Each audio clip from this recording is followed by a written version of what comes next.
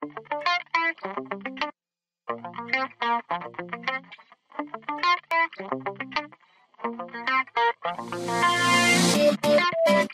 and welcome to Step 13 of Marketing Domination. I'm Andrew Sokol.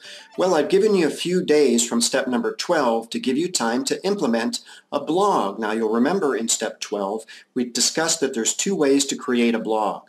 One is to create your main website as a blog, preferably using WordPress, and the other is to create a blog separate from your website and then simply linking to it from your website. In either case, what you'll want to do to be successful with your blog is to continually update it with quality information. Now here's a couple of approaches to help you do that. First is to position yourself as an expert.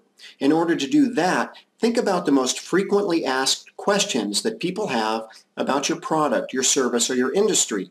Make a list of those questions and then use that list as your article ideas. As a matter of fact, you can even use those questions as article titles. In this way, your content will be interesting and relevant to anyone who visits your site. The second thing you can do, as we talked about in step 12, is to use the list of keyword phrases that you came up with in the very first steps of this program and use each of those phrases as article ideas and article titles. Again, in this way, your information will be relevant to people doing Google searches related to your industry. And if you do that, all of your articles will be keyword optimized, which is exactly what you want to do. Now, there is a technical aspect to creating your blog which will help you, and that has to do with creating permalinks. Let me show you what I mean. Here we are inside of the WordPress dashboard, and if we scroll down a little bit, you'll see over here on the left the settings area, and in this case at the bottom is the permalinks link. Give it a click.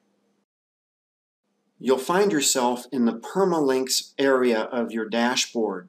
Now the first thing to do is to come down to the category base and enter one of your primary keywords.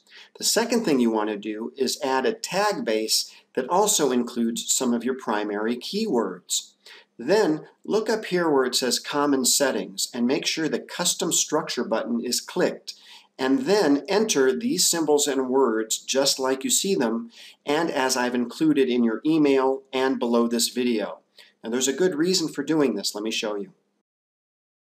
As we've discussed in previous steps, it's best to give certain pages in your website keyword optimized names. And one reason is that if you structure your permalinks the way you're learning in this step, that keyword will show up here in your URL, which is terrific for search engine optimization. In this case, the base URL is localmarketingdom.com. That's the local marketing domination website. And this particular page is titled Our Services. Now this could be any particular keyword phrase depending on what you've titled that page, and obviously if Google search engine reads the keyword in the URL title, that's going to help boost your search engine rankings for that particular keyword. So be sure you're using this permalink structure in order to include your keyword phrases in the URL up here in the address bar. So that's really it when it comes to optimizing your blog. Just be sure to add quality content about every week or so. Now remember, these articles don't have to be long. 200 to 300 words is fine. Of course, if you like to write, longer articles are even better in Google's eyes. In addition to the quality content, structure your permalinks the way we just showed you, and you'll find that both your blog and your website start ranking higher in Google search results. We'll see you back here for step 14. I'm Andrew Sokol. Thanks a lot. Take care.